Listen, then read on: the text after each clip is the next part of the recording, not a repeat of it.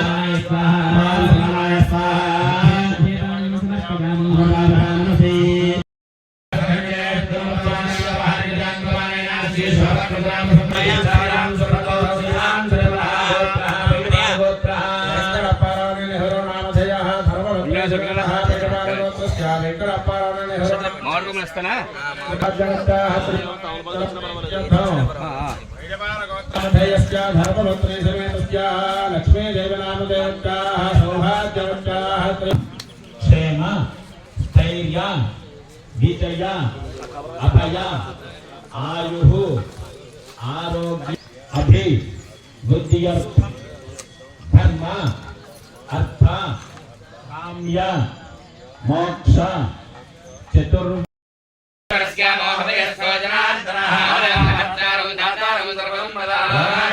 श्रीराम भोज भोज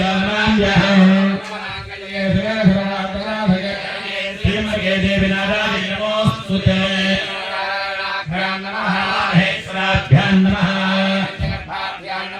चन्द्राभ्यां नमः सीतारामाभ्यां नमः अयं मुहूर्तः सुमुहूर्तो अस्तु उत्तिष्ठन्तो भवति